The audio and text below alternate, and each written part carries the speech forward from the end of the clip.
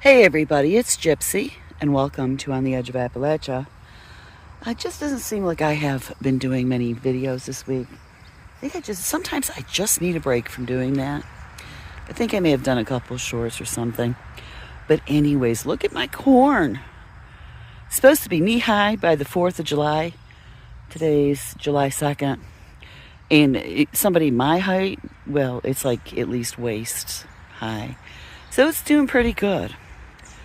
I don't know, I thought today, well, I don't even know, I'm not even sure what my plan is. I do want to show you. I think I showed you a few days ago.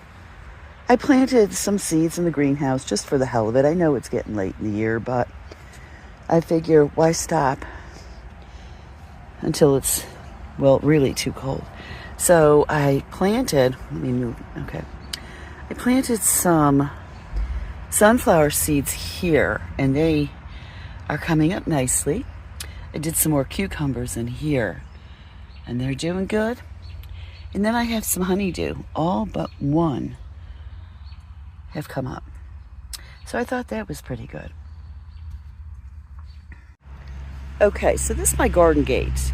If you recall, the area across from it, on the other side of the walkway, was very overgrown, and the ground was very uneven.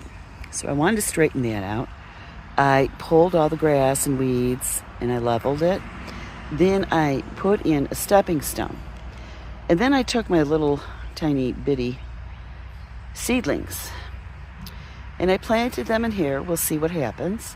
I have some Shasta daisies and echinacea, or also called purple coneflower. So hopefully that works out well. I planted some sunflowers in my enclosed garden, and look how big they're getting. They're doing very well. So it looks like I'm going to need to do a video on a Three Sisters planting update. For some reason, it is very noisy around here today. It's not usually like that, especially during the week, but it is July 1st, so I don't know if it's the holiday coming up or what, but I'm out here right now. In fact, I haven't hardly been out here at all because of the noise and stuff. Yesterday, I harvested nearly a bowl full of my red raspberries. Not a huge bowl, but, this bowl here. So I have some wild black raspberries in here. I think it's the last of them. Not many, but I think I'm going to get those. So this morning I was out here watering, and I did water my grapevine. It was all nice and perky, and that top one up there, it was like almost on the next rung. I was thinking I have to tie it up. So I come out here to pick some berries, and I'm seeing it's all droopy. Here's another thing I'm seeing is those stupid, they're pretty, but they're those iridescent beetles are on here, and look what they're doing. So I don't know if neem oil is going to help with this or what, but I'm going to try some neem oil and water it again. I just watered it this morning. The high's only 80 today. So I don't know. I'm very upset because my grapes have been doing so good. So I'm going to try that.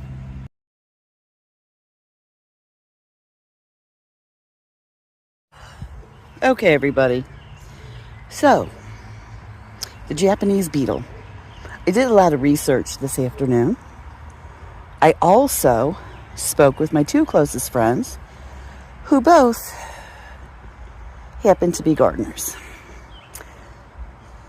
Now, my friend who lives right nearby, she said that, yes, she has had problems with Japanese beetles, but she has not had any this year. And she said, why? And I told her, and the first thing she told me was, oh, I think I should do some harvesting here. She says she picks them off by hand and puts them in a bucket of soapy water. And, sorry, I'm just looking around at my plants. That kills them. So she does hers, picking them by hand. She lives right nearby. And then she said, "You have them?" I said, "Yeah." And I told her what they were attacking.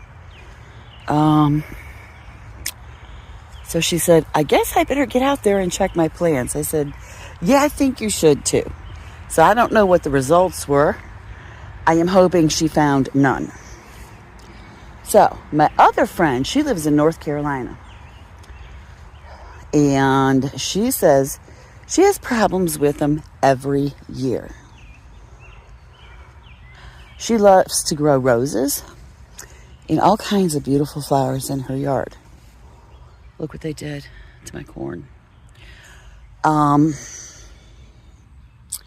So they attack her roses and her crepe myrtle.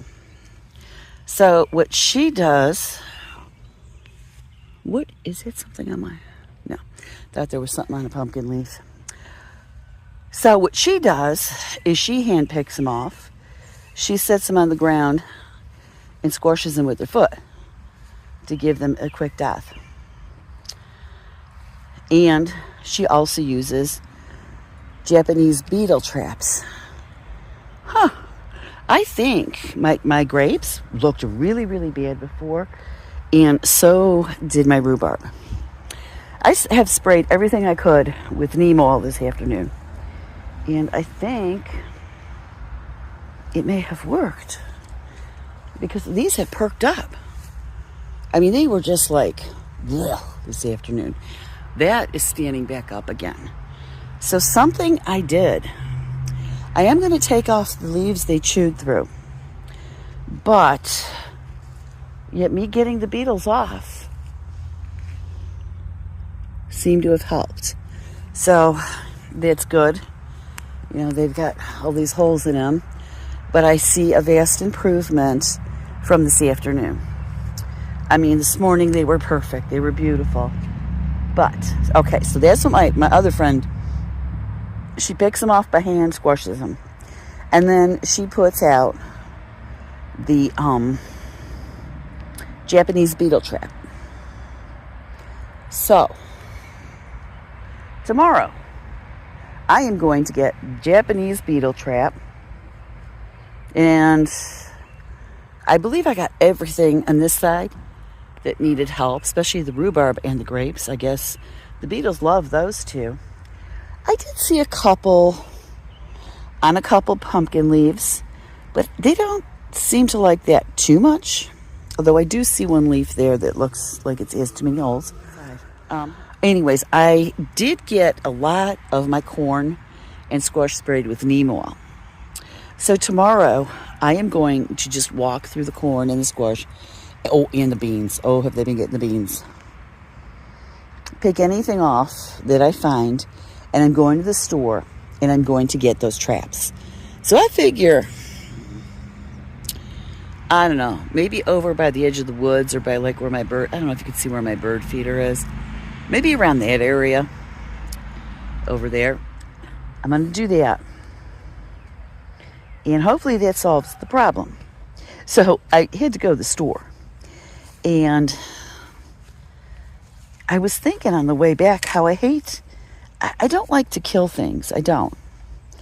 But this thing is attacking all of my crops that I have worked so hard for. These things. So what do you do? And my friend who lives in North Carolina, she's a pastor's wife. And she's always been, you know, soft-hearted. And I hate to use the word bleeding heart. I don't know how to put it. But yeah, I mean, she just cares about everybody, takes care of everybody. And so I get back, I have a text from her about our Japanese beetle discussion. And she says, you know, I try to not kill any of God's creatures. I hate to do it. She says, but when I think about the devastation that these beetles cause, she says, well, what are you going to do? I said, it's funny you mentioned it because on the way home from the store, I was thinking the same thing. I mean, it's just, oh, man.